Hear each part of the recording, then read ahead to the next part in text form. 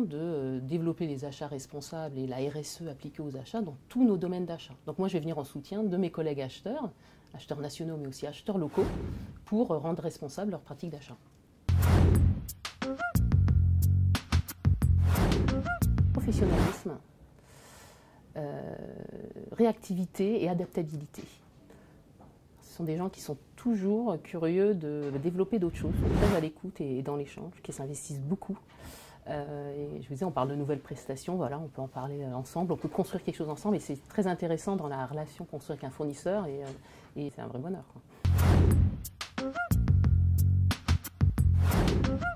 Aujourd'hui, ils font pour nous des enquêtes de satisfaction client, des appels sortants, ils font des opérations de marketing téléphonique ponctuelles, ils font des appels mystères pour contrôler la qualité de nos prestations en agence, et ils font surtout un gros dossier à la Caisse d'épargne Île-de-France qui est le traitement du service succession. Ça veut dire qu'ils ont été formés pour avoir une montée en compétences et une expertise pour répondre à ces questions-là, et ça permet en fait à la Caisse de pouvoir assurer un service de qualité pour ces personnes-là, notaires, clients ou directeurs d'agence.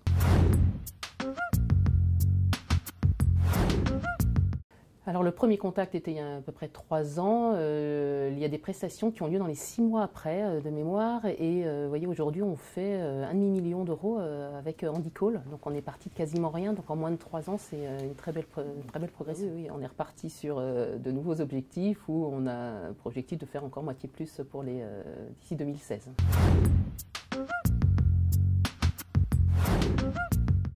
Alors souvent les craintes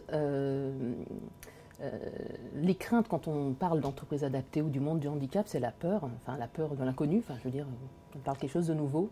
Et moi je l'ai remarqué aussi bien pour Handicall que toutes les collaborations qu'on a eues avec les entreprises du secteur adapté, dès qu'on a commencé à se faire rencontrer les personnes, tout est envolé. Et il y a surtout, la différence, c'est qu'il y a une énorme fierté des collaborateurs de chez nous d'avoir pu mettre en place après une prestation de qualité avec ce type d'entreprise, bien plus qu'une collaboration avec une entreprise ordinaire.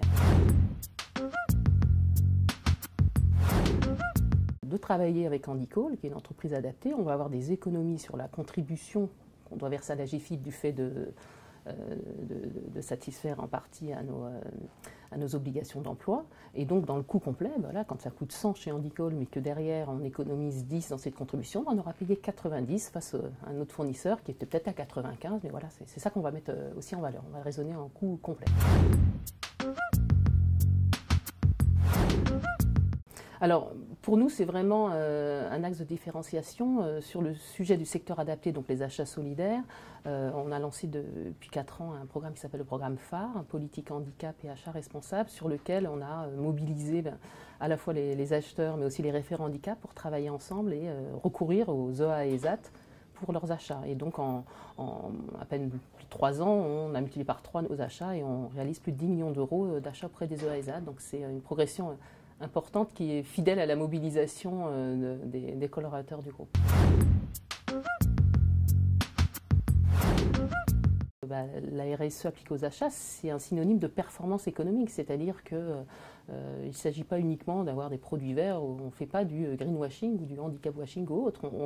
On se rend bien compte qu'en raisonnant sur consommer au juste besoin, réfléchir aux consommations énergétiques des produits, et bien derrière il y a de la performance économique. Et une fois qu'on a convaincu les gens et qu'on a prouvé ça, je veux dire, on a tout gagné et on déroule.